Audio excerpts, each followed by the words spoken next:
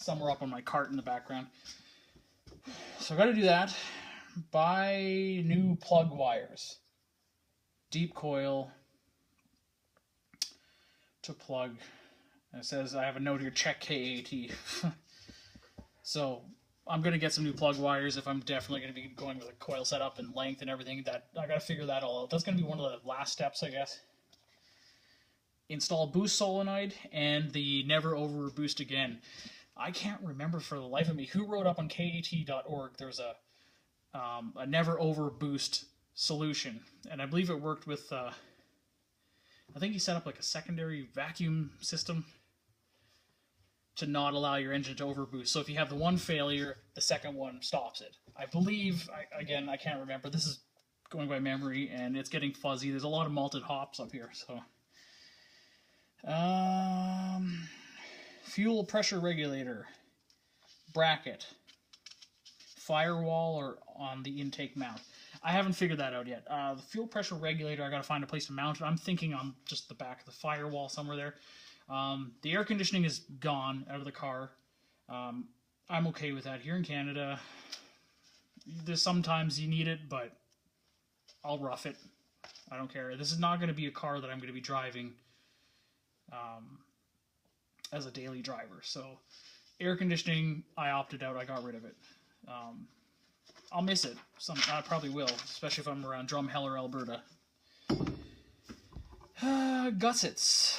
Oh, right. The on the back of the bell housing, there's those pieces of metal I got to install in there. I guess I have four 14 millimeter.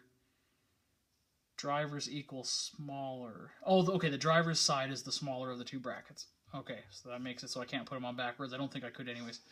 I got to figure out the proper belt for the pulleys I have on here. I have, I think I have CX Racing pulleys. Or at least the main drive pulley, which is different. I can't remember. I have harmonic balancer and question mark there. Yeah, maybe. Short shifter. Yeah, that's going to be one of the last things I do. Bleed clutch. Yeah. Worry about that after. Yeah, I gotta figure out when I'm doing a coil system, I gotta hook up some wires to the ECU. I think the one wire is already in the distributor, but 3 of the 4, or it's not in the distributor, it's part of the setup. Yeah, I mean, I could go separate anyways. I might just do that anyways. So I gotta hook up 3, maybe 4 wires from the ECU to talk to the distributor, I believe that is, to determine, I'm assuming it's positioning. Positioning and maybe firing. I think that's how that works. Wire the gauges to the cabin. Yes, I gotta put some gauges in there. Power steering fluid. Oh yeah, fill it, turn it, lock it, fill it, top it up, whatever. I have Dexicon 3 Auto Tranny fluid listed down here for some reason. Oh, that's probably for the power steering fluid. Okay. I think. I could be wrong about that. Stock engine takes 4 quarts of motor oil. I have listed on here. I gotta double check that, because now I've got an SR sump on my engine. So excessive oil pan, SR sump, and it's an aftermarket SR sump. It's not the stock one. So now when it comes to the volume of oil, I imagine I'm taking a lot more volume. And in doing so, this is going to suck, more or less. So I got to figure out 4 quarts is what the stock engine takes, and I got to figure out what the volume added extra of that larger SR pump is. Also, I got to hook up a dipstick on here somewhere, which is, I'm looking for any insight into that. The stock engine takes 4 quarts of motor oil. Yes. I also have a note here, 96 pound injectors equals 43.5 psi. 123 pound per hour at 72.5 psi max. So that's probably that's the stats on my injectors. I think those are Bosch. I can't remember. You know, that's the thing. If you ever work on a project, guys, and I'm done my list. This is, again, it's 2 pages of this book, but if you guys ever work on a project, don't leave it as long as I did to get it done. And the reason being is because now I'm in a position where I'm halfway through a 5-speed swap. Okay, there's still some wiring I need to figure out, so I got to go back, look at what I've done, figure out what I haven't done.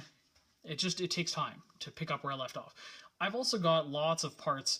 Well, here, I'll show you. I've got parts hanging around in the garage. Like, just random 240 stuff. And this might be off of one of my other engines here. You know, there's, you know, some bolts here. I think this is for probably the automatic transmission. But, and again, a mess of just a bunch of other stuff. There's an older crank and girdle right there of that other engine that's underneath those wheels. Don't leave a project like I have here. It's ridiculous. I've left this thing for too long, and ignore my whatever tape that's on there. That tape is that was to protect the fenders. Except for I used the wrong tape. I should have used the nice, easy peel-off painter's tape, the thicker stuff. I got it now, but at the time I'm like, this sounds like a great idea. I'm an idiot. So now that's what I'm going to be doing tonight, is I'm going to be peeling that off. I'm going to be taking my cams out, probably putting them back to the... I'm thinking that I'm going to go with the stock cam until I break in the engine. Then I'm going to pull everything off. Also, that turbo, that's a GT35R, 3582R. I think it's a .70 trim.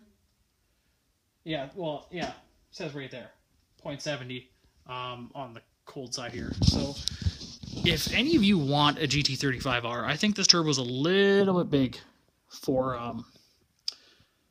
this engine. But if you know anybody that's got like a Supra, Skyline, wants to go single turbo, it's probably the way to go.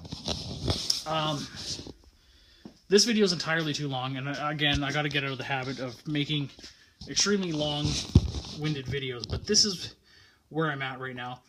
Again, 2 kids, dog, working strange hours, and then got laid off and picked up a lame security job.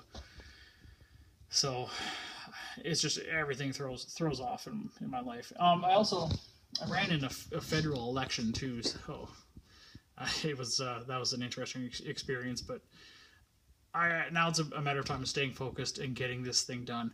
I really, really hope to have it done by this summer. Get it on a dyno. Unless somebody wants to make an offer and buy my engine, then I can maybe try to go for an LS series. Just buy a turnkey LS.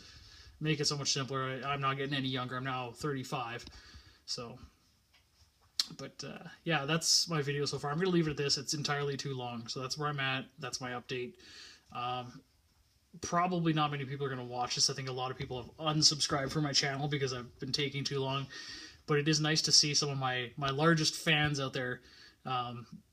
They're on their like 3rd and 4th car going by the videos that I've helped them with. So at least it's kind of cool to see that, but it's also discouraging and makes a guy feel a little bit depressed too at the same time. So I'm gonna sign out though. So thanks again, and I'll keep you guys updated.